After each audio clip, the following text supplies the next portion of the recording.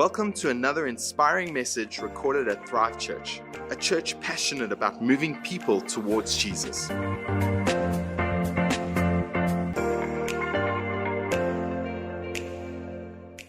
Good to see each and every one of you today. It's good to be together, isn't it?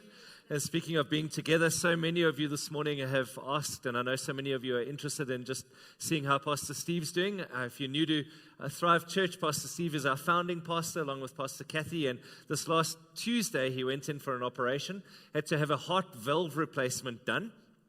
And it's major surgery. They cut you all the way down, open you up, replace the valve, and then close you back up again. But he asked, we saw him yesterday. I visited with him yesterday.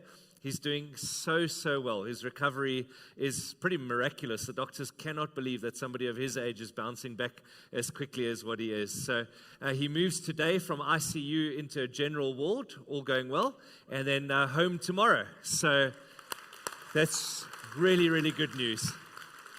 So just some update for you on that. Welcome to if you're joining us online today. It's so good that we can be together online as well. And if you're wondering why Kristen is so happy, it's because she's just come back from honeymoon. The only thing that can wreck a honeymoon is a grocery shop.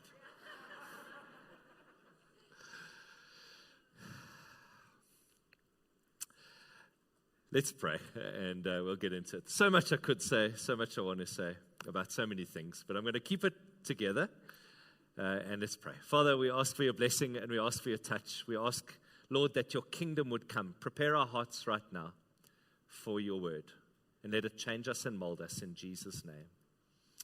Amen. I read a story the other day of a guy. He was arrived home at his complex in Johannesburg.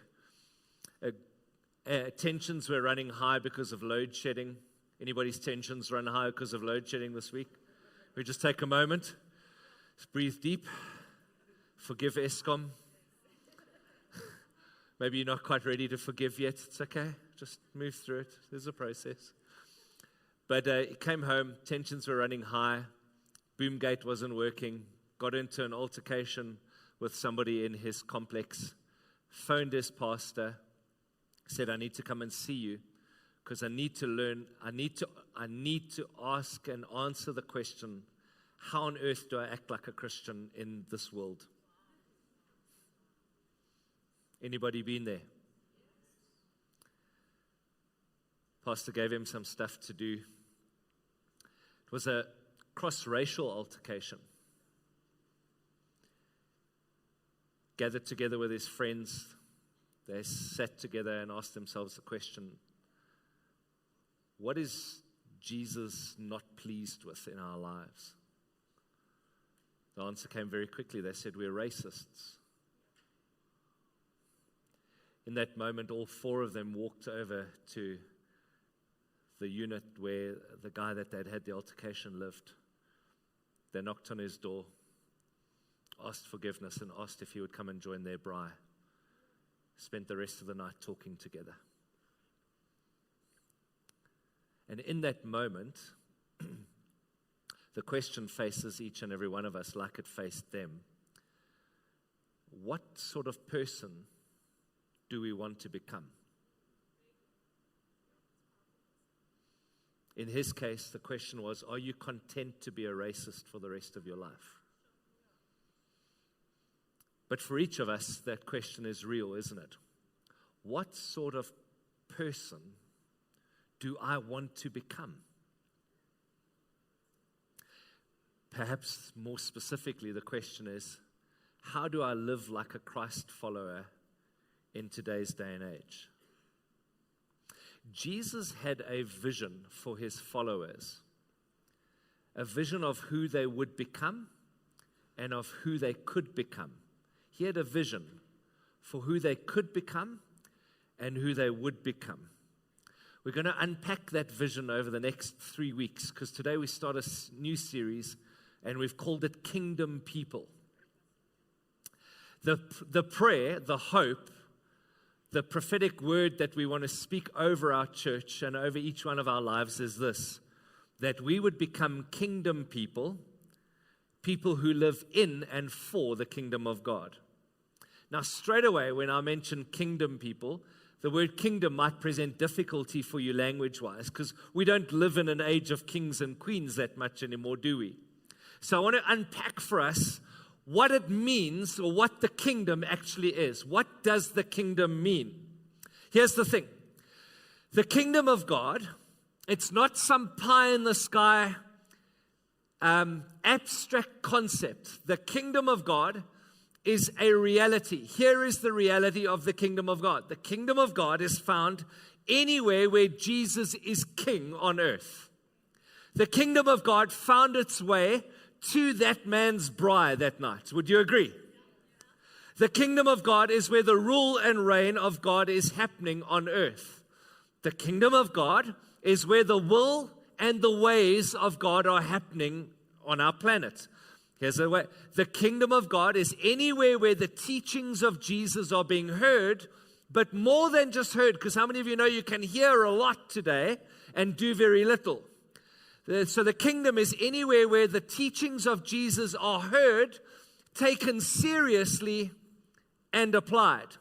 And so, kingdom people, when we talk about a series of how as a church we're going to trust God to do something in our lives that we would become kingdom people increasingly, what does it mean? It means that we will be people who bring God's will and God's ways to earth. Just this last Monday, I experienced Thrive being a kingdom people. This past Monday night, there was a beautiful volunteer appreciation dinner for all of the Shine volunteers that volunteer at Shine's literacy program. Shine's literacy program, for those of you who may not know, helps grade 2s learn how to read and write. Whole bunches of volunteers, just people like you and I, pull through on Monday, Tuesday, Wednesday, Thursday, or Friday morning to help grade 2s in Reicher Park learn how to read and write. They boost their literacy. They give them extra reading and writing time so that they can learn to read and write more effectively. Well, Monday night was the volunteer appreciation for these amazing people. And as the dinner unfolded, the team had prepared a little video. And I've taken the still extracts of some of these kids for you so you can see what they wrote for their teachers, for their volunteers that had come alongside them this whole week. Isn't it beautiful? So stunning. These are these little people just writing messages of appreciation to the people that entered their lives and helped them learn to read and write. On Monday night, there were a whole bunch of kingdom people gathered who'd done amazing kingdom work. Because wherever the will and the ways of God are found themselves, that's the kingdom of God. And so the kingdom of God exists on Monday morning, Tuesday morning, Wednesday morning, Thursday morning, Friday morning, in Reicher Park, in the school, in the classrooms, as kingdom people come and bring the kingdom to grade 2s and grade 3s. But later that night, we had a Zoom call our church for Pastor Steve, who was going in for his operation on Tuesday morning. And dozens of people gathered together on Zoom to pray for our founding pastor before the major surgery the next day. As I looked at the people on the call, I thought, you know what, this is the kingdom right here. The kingdom can even come on Zoom. Who of you hate Zoom by now? And I don't mean, sorry Zoom, if anybody from Zoom USA is watching, I don't mean to trash your share price. We love you, Zoom, we need you, it's just sometimes we prefer to be together, don't we? Can I get some amens?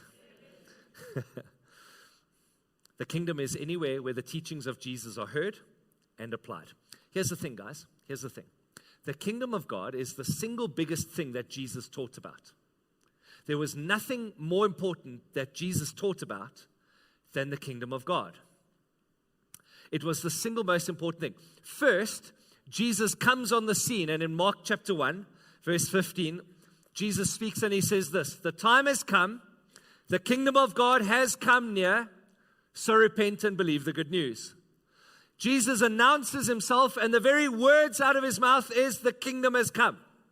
Are you with me? Jesus was setting a precedent that the kingdom is going to be the main theme of what he talks about. Second, Luke chapter 4, Jesus comes and he stands up when he's ready to announce that he's ready to begin teaching. he unrolls the scroll of the prophet Isaiah in verse 18, and he says, "The Spirit of the Lord is on me, because he's anointed me to proclaim good news to the poor, sent me to proclaim freedom for the prisoners, recovery of sight for the blind." Jesus was he was announcing a new kingdom had come. It's so vital that as Christ follows, you and I grab a hold of this. Jesus came to announce, to inaugurate, to begin, to flood the earth with a new kingdom. Third time Jesus speaks about the kingdom, his disciples ask him, "Hey, Jesus, how should we pray?" Jesus says, "Let me teach you how to pray." He begins to teach them the well-known thing that we all used to recite in our schools, didn't we? The Lord's Prayer.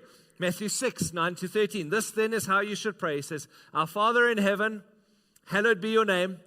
We all know the phrase, "Your kingdom come." Now, when you were in grade 2 and grade 3 and grade 4, reciting that prayer, "Our Father in heaven, hallowed be your name, your kingdom come, your will be done," none of us had any clue about what it meant for the kingdom to come.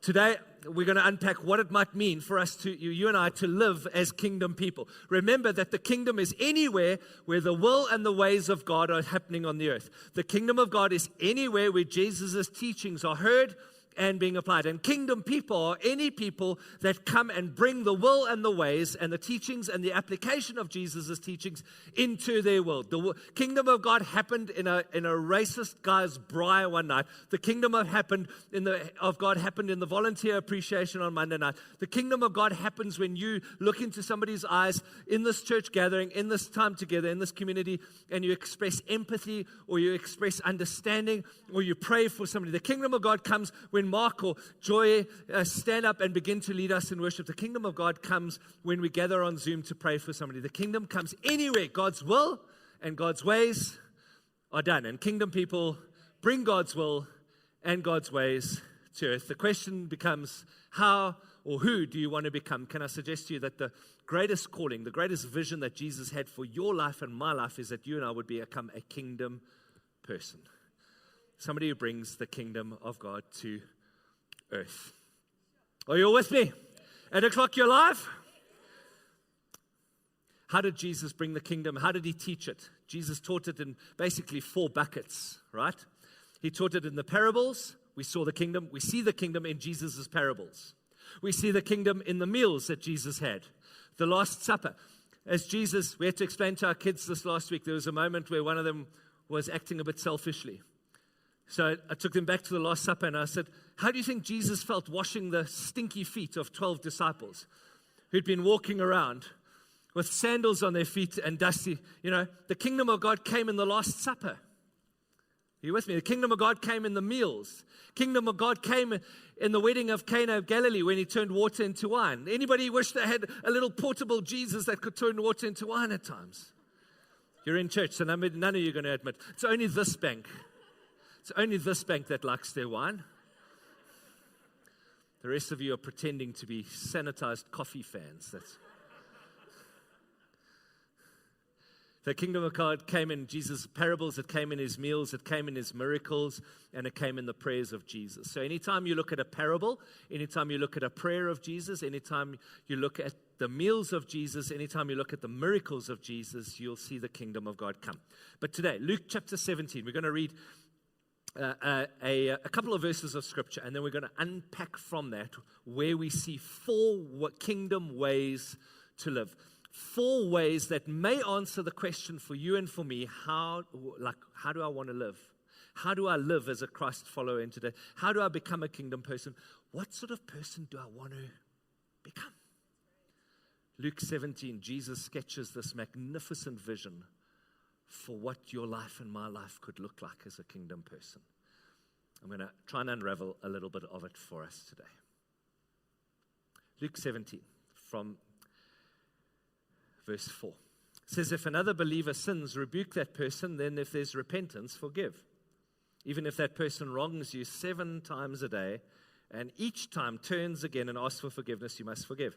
The apostles said to the Lord, "Show us how to increase our faith." They're clearly going, "There's no ways I can do this. There's no chance. Jesus, you better give us more faith because I have absolutely no idea how to do this." The Lord answered, if you had faith even as small as a mustard seed, you could say to this mulberry tree, may you be uprooted and planted in the sea, and it would obey you. When a servant comes in from plowing or taking care of sheep, does his master say, come in and eat with me? No, he says, prepare my meal, put on your apron, and serve me while I eat. Then you can eat later. And does the master thank the servant for doing what he was told to do? Of course not. In the same way, when you obey me, you should simply say, we are unworthy servants who have simply done our duty. This is quite possibly the most, at first glance, the most disconnected series of statements that Jesus makes, where you're thinking, is there a common theme going on here? Like, how does this all hang together? It doesn't seem like he's on one particular plick, as it were. Does that make sense? Verse 11, and as Jesus continued on towards Jerusalem, he reached the border between Galilee and Samaria, and he entered a village there. 10 men with leprosy came and stood at a distance, crying out, Master, have mercy on us. He looked at them and said, go and show yourselves to the priests. And as they went, they were cleansed of their leprosy. One of them, when he saw that he was healed, he came back to Jesus shouting, praise God. He fell to the ground at Jesus' feet, thanking him for what he had done. This man was a Samaritan. Jesus asked, didn't I heal 10 men? Where are the other 9? Has no one returned to give glory to God except this foreigner? And Jesus said to the man, stand up and go. Your faith has healed you. One day the Pharisees asked Jesus, when will the kingdom of God come? See how disconnected this is? It's like, what is going on here? Jesus replied, the kingdom of God. See, he's finally mentioning the thing where this whole story comes together. The kingdom of God can't be detected by visible signs. You won't be able to say, here it is, or it's over there. For the kingdom of God is already among you. From the text, 4 kingdom ways to live. 4 ways to live as a kingdom person. I see 4 big themes emerging from the text for us today. The first one is forgiveness. Luke 17, verse 3 to 4. He says, if another believer sins, rebuke the person. Then if there's repentance, forgive. Even if that person wrongs you 7 times a day and each time turns and asks forgiveness, you must forgive. The first sign in this text of a kingdom mindset, of a kingdom person, the first attribute of a kingdom person, the first answer to the question, who do you want to become? Jesus would say is linked to a forgiving person. Forgiveness is not forgetfulness. Forgiveness doesn't mean that you need to forget. Nor does forgiveness mean that you need to return back to a toxic situation or a toxic relationship. Forgiveness simply is releasing the need to be that person's judge, juror, and executioner. It is releasing them into the hands of God to do what He needs to do. It is relinquishing our need and our desire for justice in a situation. It is simply a release of our heart from being tied to that person's wrong against us. A forgiving person. The second element of a kingdom person is faith. Luke chapter 17, verse 5 to 6. The apostles said to the Lord, show us how to increase our faith. The Lord answered, if you had faith even as small as a mustard seed, you could say to this mulberry tree, may you be uprooted and planted in the sea, and it would obey you. Please notice, I think there's going to be a key for somebody here. A lot of us, when we ask the question like faith, what is faith? A lot of us think of it as an abstract concept. A lot of us wonder, can faith ever be something that can characterize our lives? In other words, can I have faith? Can I have faith like that? Faith is linked to obedience in this text. Today, let's notice Jesus links faith not with pumping yourself up, not with singing songs, not with declaring powerful words. Jesus links kingdom faith to obedience. In other words, if you've got faith, test it by tuning this tree. obedience. Perhaps our faith and the level of our faith is linked to our obedience. As we obey, as we take a step of faith, as we have a grocery shop and still decide to give, our faith strengthens. Why? Because you're exercising your faith muscle. Vision offering is always a time of faith for us. Personally, as a couple, but also as a church.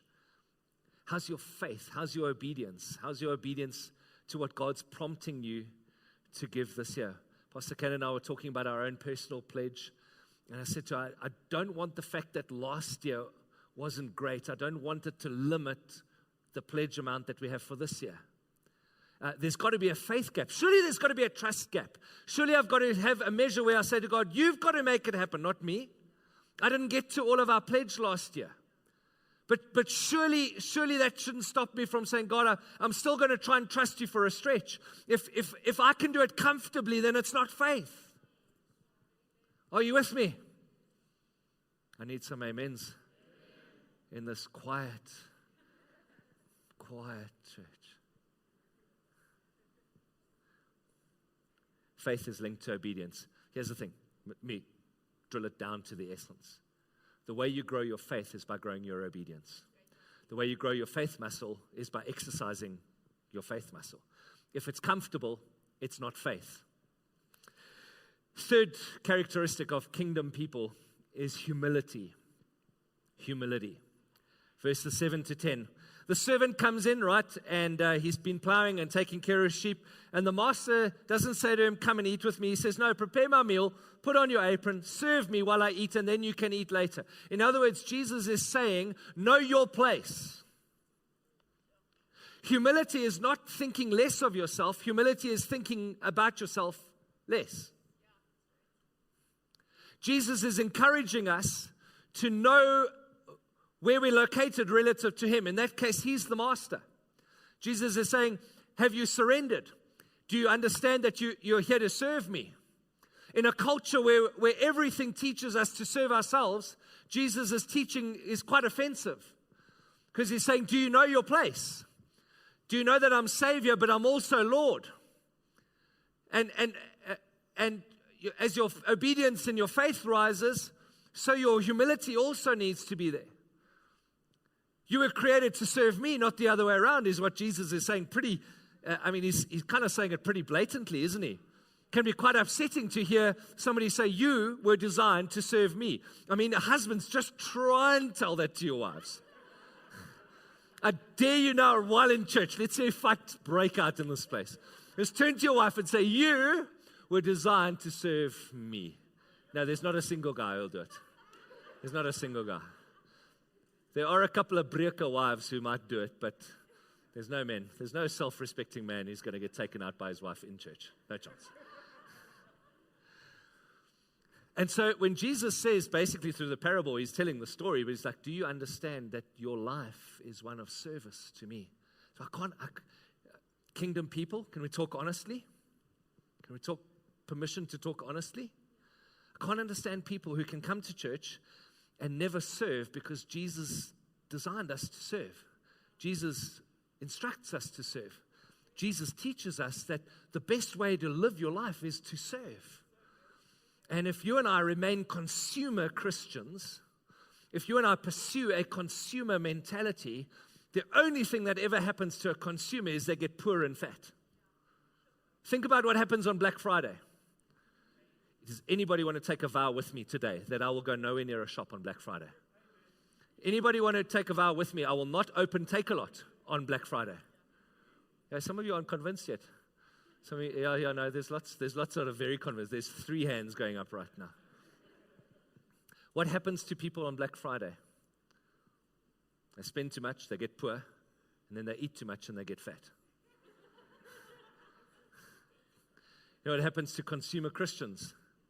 They eat too much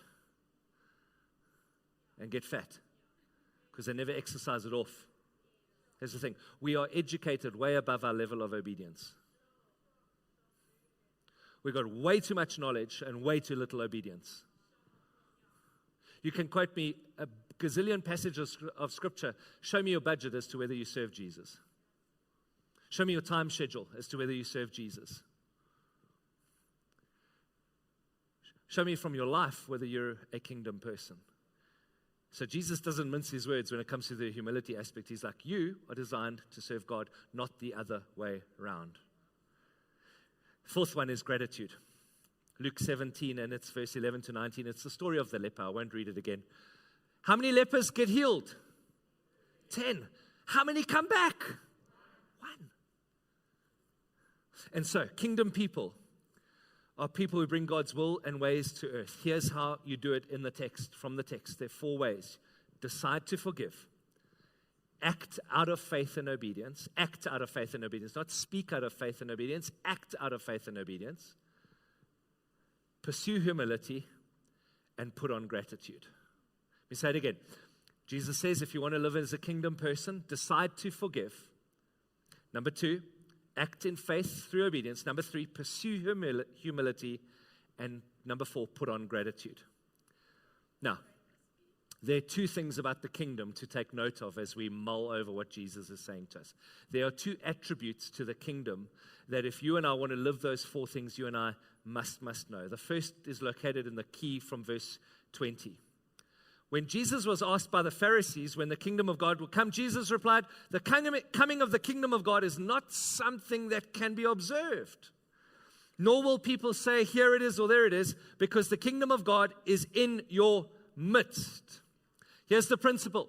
The kingdom of God must come in us before it comes through us. That's what the kingdom of God is in our midst. Not only is it in us, but it's around us. But the principle is the kingdom comes first in us before it can come through us. What does it mean for the kingdom to come in us? Can I suggest it might mean the following to us? It might mean that we begin to live gradually, day by day. Sometimes it's 3 steps forward and then 2 steps back. Sometimes it's a half a step forward and then 1 step back. The camera people are loving me as I do this. But it is to begin to live in the character and the power of God. It is to take on the qualities of Christ internally in us. What does it mean for the kingdom of God to come in us before it comes through us? It is for you and I to take on the qualities of God, to begin to live like Jesus lived, to begin to take on the character and the power of God. I heard a story about an elephant. Massive big elephant, fully grown male, tusks a meter long. A guy walks past this elephant. He sees this elephant is tethered by a little thin rope to a tree. As he looks at the elephant tethered by this very thin rope, he takes a good few steps back, as I would. Would you agree? Because surely this rope can't be successfully holding the elephant. He says to the elephant's owner, how is it possible that the elephant allows itself to be tethered to this tree by this thin little rope? He says it's very easy. When the elephant was a baby, when it first emerged from its mother's womb, we tethered the elephant with this little string to this tree. It's been tethered to this tree by this little string ever since then. The elephant doesn't know any different. It still believes that the same string that held it when it was a baby 2 days old, it can hold it now that it's 5 years old. The point is, what was in the elephant was he had a mentality that he was still 2 days old. And so he never allowed himself to be free because he still believed he would be tethered by the rope as a 2-day-old. What's in us really matters. What's in us? What was in the elephant was 2-day-old thinking. The kingdom of God comes in us before it comes through us.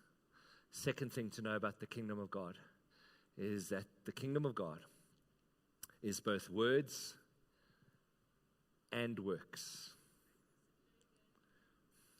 Jesus healed the lepers. He didn't just say to them, hey guys, the kingdom of God has arrived. Go and be blessed. That would have been words. what does he say to them? Go and show yourselves. And as they walked, they were healed. There was a work involved. There was something that happened. The kingdom of God is not simply words. The kingdom of God is not simply that. The kingdom of God is not simply worshiping God in the service. The kingdom of God is worshiping God with our finance, worshiping God with our time, worshiping God through the forgiveness that we give to others, worshiping God through the humility that we adopt. The kingdom of God is not simply worshiping God with our words, it's worshiping God with our gratitude of our heart. So are you with me today? It's words and works. I saw this on full display this last week. We're busy having dinner together as a family, and we'd bought a little tub of Rocky Road ice cream. Anybody love Rocky Road ice cream? Oh, yes. So, out comes the tub. Pastor Gann says, no, she's not going to have, she's going to try and be good. So Kate says to her, why don't you start being good tomorrow? So she says, I've got to try and be good today. So Kate says, I'm going to do the Daniel fast. So we say, oh, that's very nice. She says, I'm going to do the Daniel fast, and I'm going to eat just vegetables. So Pastor Ken says to her, why don't you start the Daniel fast now? She says, no, because then I can't eat the ice cream. The point is, the words, I'm going to do the Daniel fast, are cheap. The works, I'm going to do the Daniel fast, cost. Because then it means you've got to say no to the Rocky Road ice cream.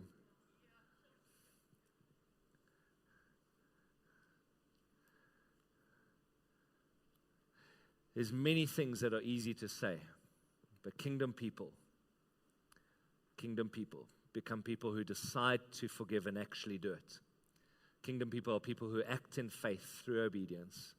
Kingdom people pursue humility, and they put on gratitude, understanding that there are two things about the kingdom that are so important. The kingdom must first come in us before it can come through us. And the kingdom of God is located in both works and words. Notice Jesus didn't come and he, in that scene that we read now, where he unrolled the scroll of Isaiah and he said, the Spirit of the Lord is upon me to proclaim. I mean, that's a sermon. But he followed the sermon up with action. He followed the sermon up with ministry. There was actually stuff that Jesus did. It's impossible for you and I to locate the kingdom simply in our words. It's got to find its way into our works. And so, what are some kingdom ways we can live? When we worship, when we come to church and when we worship, we don't stand stock still. We bring a sacrifice of praise. That means if you know what's amazing? People say I'm an introvert. I don't want to worship loudly at church. Put those same oaks in a soccer game or a football game or in a rugby game, and they'll go bananas. All of a sudden, all notions of introversion are out the window. If Liverpool scores, they become hooligans. Are you with me? Put those guys in the Soweto derby with Chiefs and Pirates and see what happens to your introvert in church next to you. Can I get some amens? So, how do we live this? We live it through our worship, demonstratively. We live it through our service to the poor. We live it when the team at the cafe say, hey, do you want to buy some Nutrigo packs? We sacrifice. We go without a meal. We go without a dinner out. We go without something to be able to serve the poor. That's words and works. Are you with me? How do we become kingdom people? It means we decide I'm going to volunteer. It decides I'm going to put on a how can I serve you shirt. It means we decide I'm going to use my life for somebody else. I'm going to allow my life to flow over into somebody else's life. How do we begin to live the kingdom? We begin to become people of service. How do we become kingdom people? We become people of generosity, looking to serve the poor, serve our church, serve the Lord. We become people who sacrifice financially for the kingdom and for the cause. That's where the rubber hits the road. What does it mean to become a kingdom person? It means we actually set our alarm earlier. It actually means we turn off Netflix at night so we can have just a half an hour with the Lord. It means we download a YouVersion Bible reading plan. It means we get out our Bible. It means we go down on our knees and we pray, regardless of whether we feel like it or not, regardless of whether we've had a long day or not, regardless of whether we've had enough sleep or not. Kingdom people locate themselves in the fact that the kingdom is words and works. We're not saved by works, but the kingdom comes through our works. Pastor Cand had the opportunity to pray with her dad this last week, visiting him in ICU. And then there was a family next door to him. And this man had been desperately ill for 3 weeks. An Italian guy and surrounded by a big, beautiful Italian family. And they heard that this guy lying in the bed is a pastor, and his family, his wife and his daughter are pastors. And they said, okay, well, would you pray for us, And she began to pray for this man in his room. When she walked into his room, she noticed that the room was so full of tension and so full of fear, so full of heaviness. And so she decided to just pray. And she said, God, would you please let your peace come into this room? All of a sudden, this Italian lady skriks with her eyes open.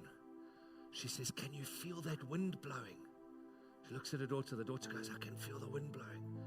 Pastor Ken goes, I can feel the wind blowing. And the presence of God and the Spirit of God descended into that room, blew around it, and just brought peace. It would have been easier to say, I'll pray for you when I get home. I'll remember you in my prayers. But kingdom people want the will and the ways of God to invade the personal space that they're in that moment. And the kingdom of God came in a hospital room. And a whole family experienced the peace of God which they'd never experienced before. Today I would love the privilege just to pray for you, for those of us who need the kingdom to come in our lives. I feel particularly strongly today, I've just had it on my heart and mind since yesterday, to pray for healing. So I'm just going to simply ask, those of you who need healing, would you stand where you are, and just in this moment and in this space? Could be a physical healing, could be an emotional healing, could be a spiritual healing. Sure, so many. Can I ask those of our Guest Connector team that are in the building at the moment, could you just try and see if you could get around while I'm praying and just place hands on people? Keep your distance and just place your hand on their shoulder. So many people, hey. So many people. Okay, here's the thing, guys. Would you lock eyes with me just for a moment? Just for a moment. Just for a moment. I'm really going to pray in this moment, and I want to ask you to just lift your faith with me. Jesus said, just as small as a mustard seed. I'm going to pray for instantaneous, miraculous healing. Just feel like there's a touch of God on it today for that. Cancer diagnosis. Some of you struggling with long COVID. Some of you battling with long-standing health issues. Come on, either we're people who believe the kingdom can come here and now. I don't want to delay. I don't want to say, let's pray later. I want to pray now. Just a simple prayer. Father, in this moment, please heal.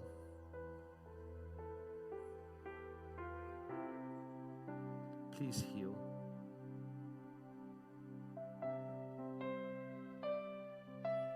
Extend your hand of healing.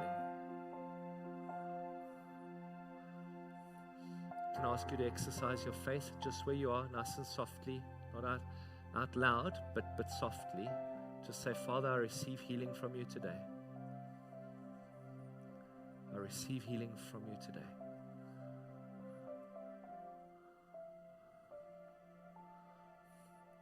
Okay, while we're in this moment, God's touching.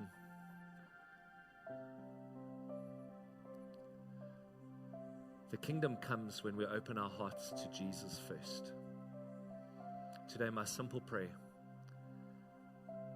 is, if you want to open your life to Christ, if you want to say yes to Him, if you want Him to come in your life, that means literally His Spirit begins to work in your heart and life. Just raise your hand where you are right now. While everybody's still praying, just raise your hand. Yes, sir. Thank you. I see you. Thank you. Thank you. Thank you. Hands up across this place so I can see who you are. Thank you at the back. Just raise your hand up nice and high so I know who I'm praying for. Thank you. Thank you. That's awesome. Thank you. Thank you over there. Thank you. Those of you who raised your hand, I'm going to lead you in a prayer in this moment. You can be in this prayer with me where you are. Father, thank you for your love and your mercy. Jesus, thank you that you went to a cross for me. Thank you that you died the death I should have died, so that I could have eternal life. But not only eternal life, so that I could surrender my life to you and learn, Jesus, how you want me to learn to be with you and become like you and do what you do. In this moment, I open my life to you. I give you my life. I surrender my life to you. I ask, here's my simple prayer, God, would the kingdom of God come in my life in this moment? Forgive me for where I've gone wrong. Forgive me for trying to own my life. Forgive me for trying to run my own life. Forgive me for going my own way. Forgive me for every sin. Thank you, Jesus, for a new story that you're right with my life. In Jesus' name, in Jesus' name. In Jesus' name. Amen. We hope you have been blessed and helped by this message. For more information about our church, visit our website at www.thrivechurch.co.za.